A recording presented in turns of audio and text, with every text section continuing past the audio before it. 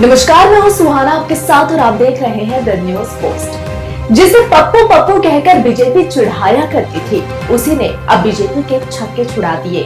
देश के कोने कोने में यदि किसी राजनेता को पप्पू कहा जाता था तो दिमाग में, जहन में एक चेहरा जो उभर कर आता था वो था राहुल गांधी का नाम। क्योंकि एक वक्त था जब पप्पू शब्द राहुल गांधी के लिए एक मजाकिया नाम बन गया था और ये नाम दिया था बीजेपी वालों ने।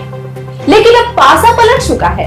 पप्पू अब पप्पू नहीं रहा, अब उसने बीजेपी के छक्के छुड़ाने शुरू कर दिए हैं। जी हाँ, राहुल गांधी आखिर इतने कैसे बदल गए? आखिर कौन है इस बदलाव के पीछे? तो कहा जाता है कि विपक्ष का नेता शैडो प्रधानमंत्री होता है। उसके पास एक शैडो मंत्रिमंडल होता है जो अब राहुल गांधी के पास है। बता दें कि निचले सदन में 10 साल के अंतराल के बाद किसी नेता को आधिकारिक रूप से नेता प्रतिपक्ष का दर्जा दिया गया है। 16वीं और 17वीं लोकसभा में कांग्रेस या अन्य विपक्षी दलों के पास इस पद के लिए आवश्यक 10% सदस्य भी नहीं थे। लेकिन इस बार कांग्रेस ने लोकसभा चुनाव में 99 सीट जीती है। लोकसभा चुनाव के नतीजे आने के बाद राहुल गांधी के तेवर काफी बदल चुके हैं।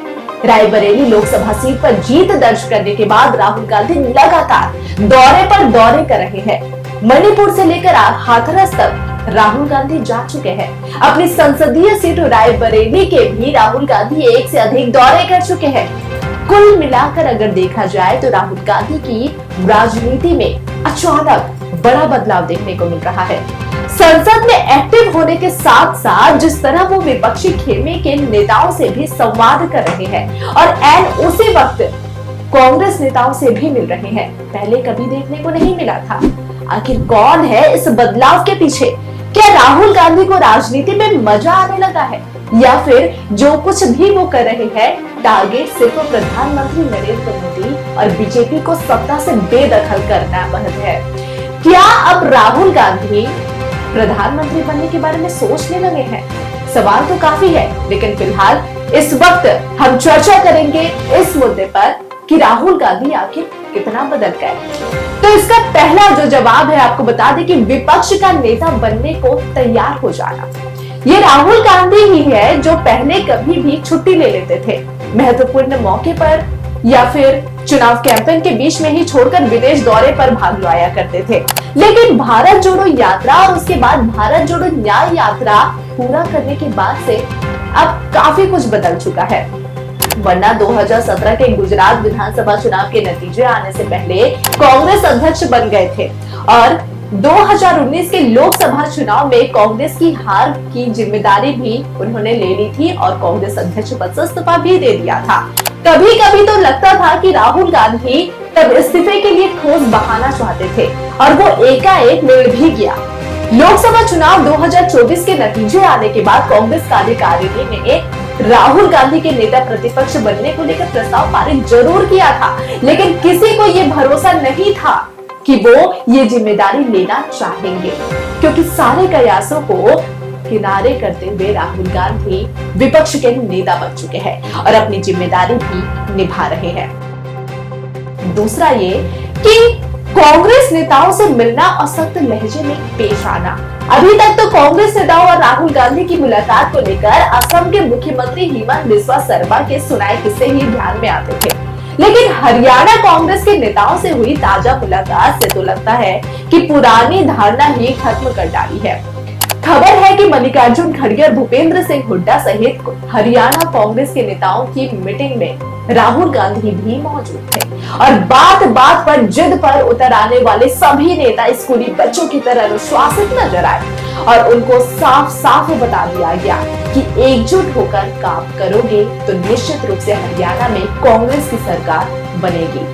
लोकसभा चुनाव से पहले ऐसे ही राहुल गांधी ने यूपी कांग्रेस के नेताओं की भी क्लास लगाई थी और तेलंगाना कांग्रेस के नेताओं की तरह महत्वाकांक्षी बनने की भी नसीहत दे डाली थी।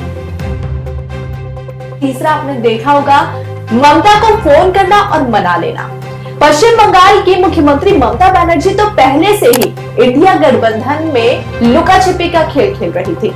स्पीकर चुनाव से पहले के सुरेश के रूप में कांग्रेस के अपना उम्मीदवार उतार देने के बाद वो फिर से नाराज हो गई थी। टीएमसी महासचिव अभिषेक बैनर्जी ने बोल दिया था कि हमारी पार्टी से कोई सलाह ही नहीं लिया गया था, किसी ने हमसे संपर्क भी नहीं किया था, ये एक तरफा फैसला है।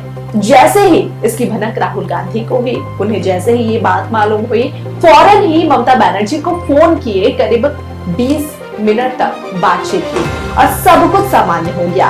और कांग्रेस की तरफ से बताया गया कि ममता बनर्जी मान गई है। क्या पहले राहुल गांधी के बारे में ऐसी कोई बात सुनने को मिली थी? असल में ये भी उनके अंदर आए बदलाव के बाद ही बेहतरीन नमूना है। चौथी बात ये कि स्पीकर से मिलना और इमरजेंसी पर आपत्ति जताना।